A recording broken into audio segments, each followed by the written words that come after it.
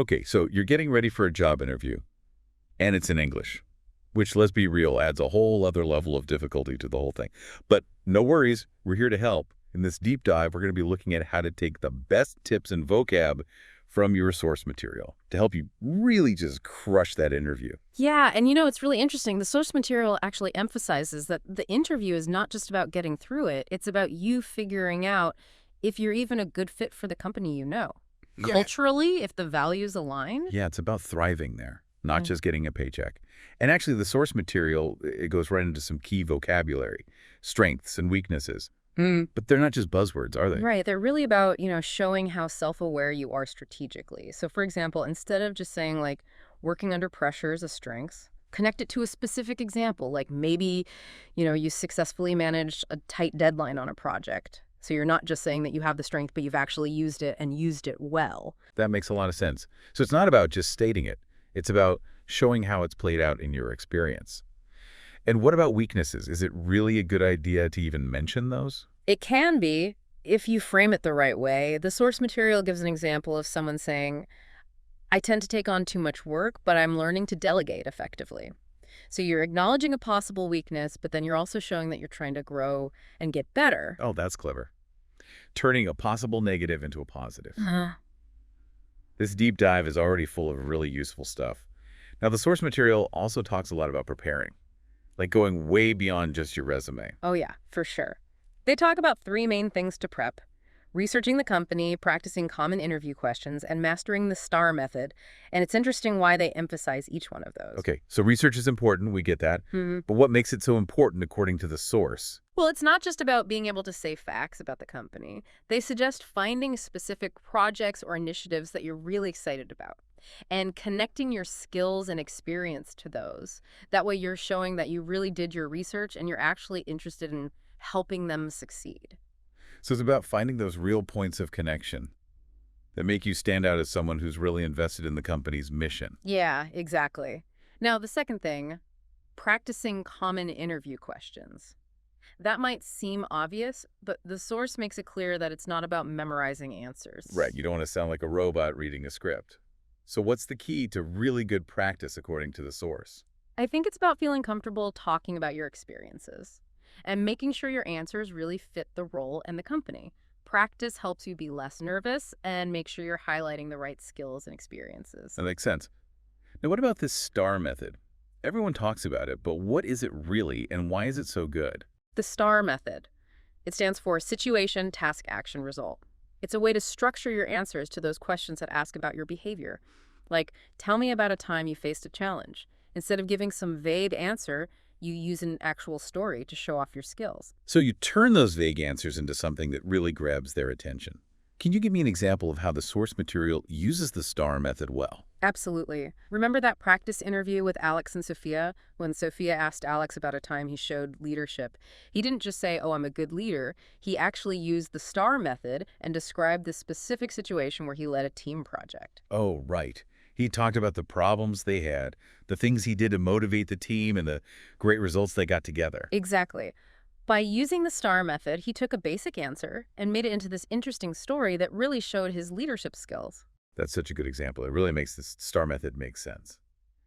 And speaking of important words, the source material also talks about career goals as being important vocabulary.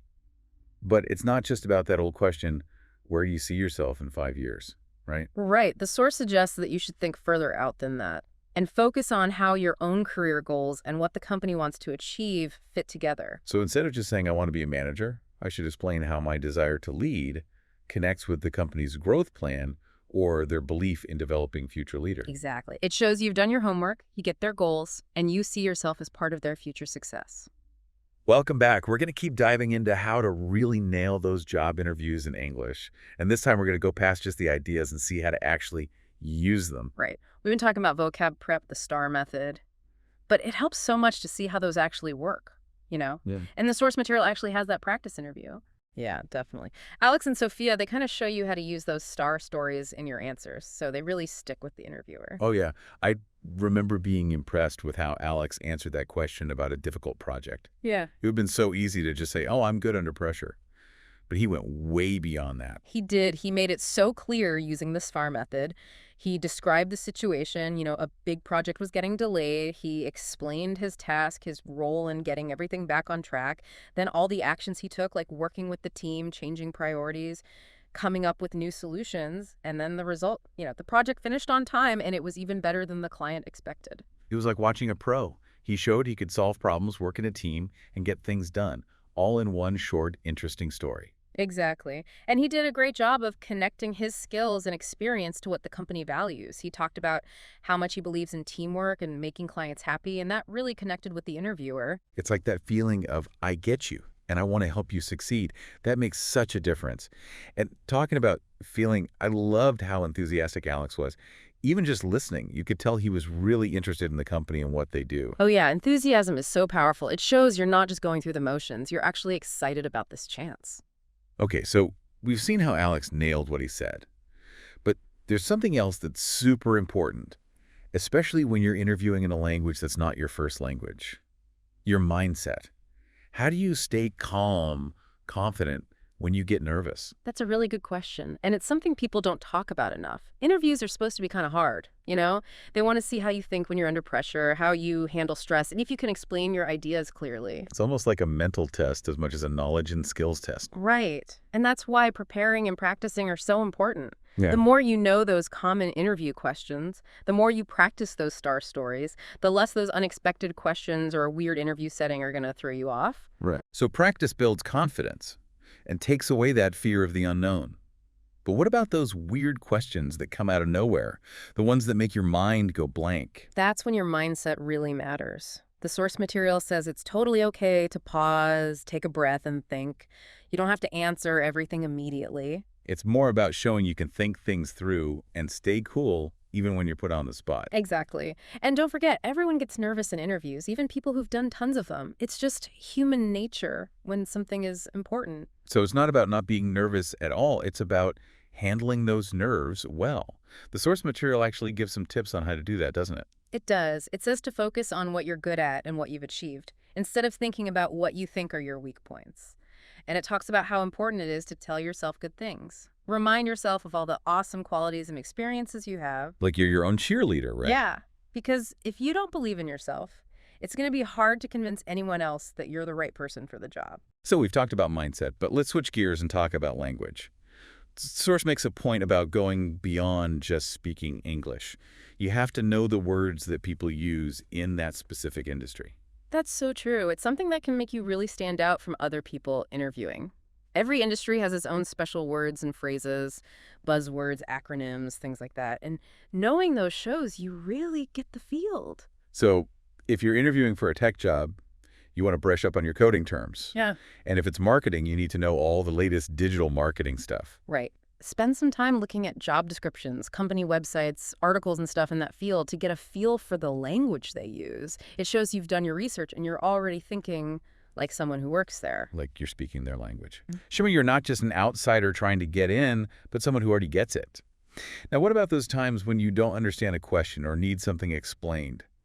Especially when you're interviewing in a language that's not your native language. Those situations can be extra stressful. Oh, absolutely. And the source material talks about that. It says how important it is to listen carefully and communicate clearly. If you don't get a question, don't be afraid to ask them to explain it. It's way better to ask than to answer the wrong question or give a bad answer that misses the point. That's so true. It shows you're really listening, paying attention, and you want to understand what they're looking for. Exactly. And remember, you're not supposed to be perfect. Interviews aren't just about technical skills. They're about your personality and how you fit in. So relax, be yourself, and let your passion show. I love that. So we've covered a lot of mindset vocabulary, the power of stories, active listening. But there's one more really important part of doing well in an interview: asking good questions. We'll be back to talk about that after a quick break. And we're back for the last part of our deep dive into crushing job interviews in English. We've covered a lot: strategic self-awareness, the STAR method mindset, and even industry-specific words. But there's this one really important thing we haven't talked about yet, and it's something so many people forget. You mean the questions you ask at the end, right? It's easy to get caught up in answering their questions that we forget we can actually learn stuff too and figure out if this company is even right for us. That's it. It's like we go into this autopilot mode just trying to survive the interview and miss this chance to show we're curious and dig a little deeper. But the source material you gave me, it really stresses how important it is to ask thoughtful questions. So what makes a question good in this situation? The source says to focus on questions that go beyond just like salary and benefits. I mean, those are important, but you can talk about that later. Instead, ask questions that help you understand the company culture, how the team works, what the job is actually like day to day. So instead of asking, what's the vacation policy, I might ask, what are some of the biggest challenges and opportunities facing the team right now? Or like, what qualities make someone really successful in this role? Exactly. You're showing them that you're thinking beyond the basics and you actually care about contributing to their success. Don't be afraid to get a little personal, You could ask something like, what do you enjoy most about working here? Or what's been the most rewarding part of your career at this company? It's like connecting with them as people, not just people who might hire you. And their answers can tell you a lot about whether you'd even like working there. But okay, let's say the interview is over. You've asked your smart questions. You feel like you connected with the interviewers. What's next? Is it just waiting and hoping? Not really. The source talks a lot about following up after the interview.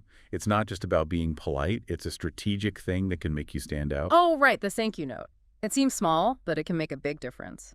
But these days, with everything being digital, is a handwritten note still the way to go? Or is a quick email enough? The source says, a well-written email sent within 24 hours of the interview is the way to go. It doesn't have to be long, but it should say again that you're interested in the job. Mention something specific you talked about that you liked. And of course, thank them for their time. So it's another chance to make a good impression and show them that you're serious about this job. Exactly. And if you haven't heard back after a while, sending another polite email saying you're still interested can help too. Being persistent and professional. A great combo. But before we wrap up this whole deep dive, I want to go back to something you said earlier that really stuck with me. Interviews aren't just about being chosen. They're about choosing. That's right. You're not just convincing them that you're right for the job. You're figuring out if the job, the company, the team are right for you. So it's not just about giving perfect answers or telling perfect star stories. It's about getting information, asking the right questions, and trusting your gut feeling about whether you can see yourself being happy there. Yeah. Go into those interviews feeling confident, being yourself, and knowing what you want in a job and a company culture. And remember, every interview, no matter what happens, is a chance to learn and get closer to finding that perfect fit. That's a great way to end it. Remember, you got this. We've given you the knowledge and the strategies to nail that job interview in English. Now go out there and knock 'em dead.